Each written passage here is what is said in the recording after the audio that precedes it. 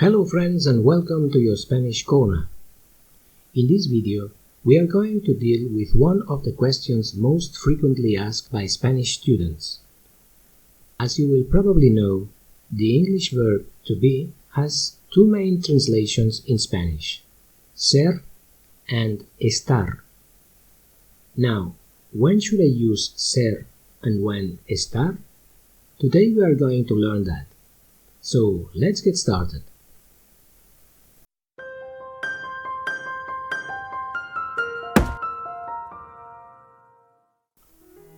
First of all, let's take a look at these sentences. John is tall. Mary is American. John is ill. Mary is upset today. From the English point of view, these forms of the verb to be mean the same. But if we take a closer look, we can discover a difference between the first two sentences and the other ones. When we say that John is tall and Mary is American, we are describing two permanent attributes or qualities of them. We could say that John is always tall and Mary is always American. In this case, we use the verb ser. Juan es alto. María es americana. However, when we say that John is ill and Mary is upset today, we are stating two temporary situations. Logically, John won't be always ill and Mary upset. In these cases, we use the verb estar. Juan está enfermo and María está disgustada hoy.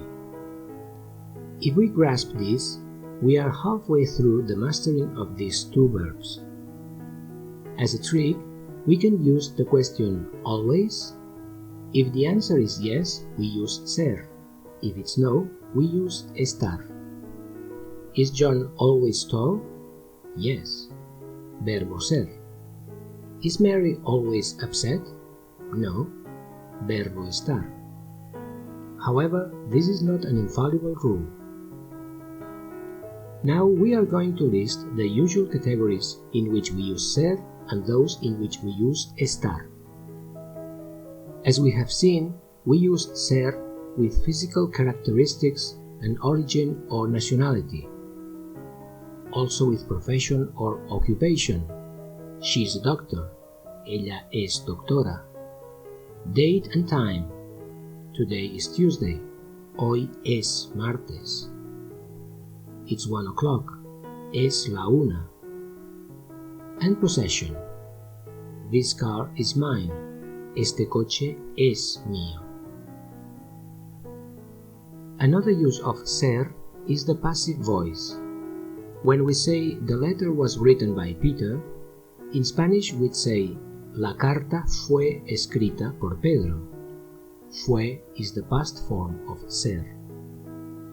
Nonetheless, as we will see in future lessons, the passive voice in Spanish is not as frequent as in English. Finally, we find another use of ser in questions and answers with what.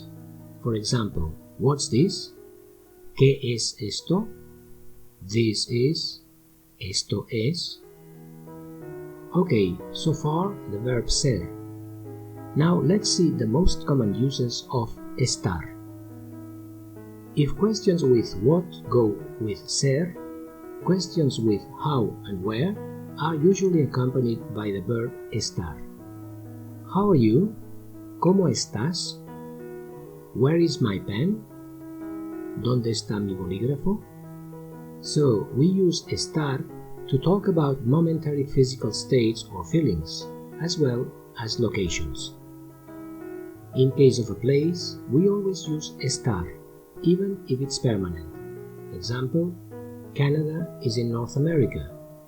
Canadá está en Norteamérica.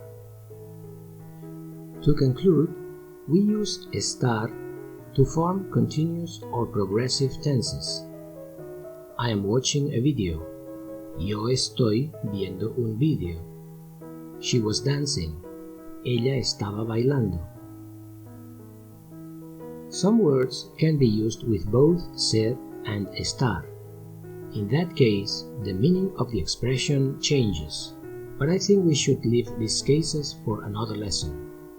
With all the information I explained in this video, you can use the verbs SER and ESTAR correctly at least in an 80 or 90% of cases. My suggestion is that you go through this lesson a couple of times and you will see how your understanding and use of Spanish improves quickly. Okay friends, I hope you've learned much from this video. If you have enjoyed it, consider to subscribe to this channel for new Spanish videos. Thanks for watching and see you in the next lesson. Hasta pronto!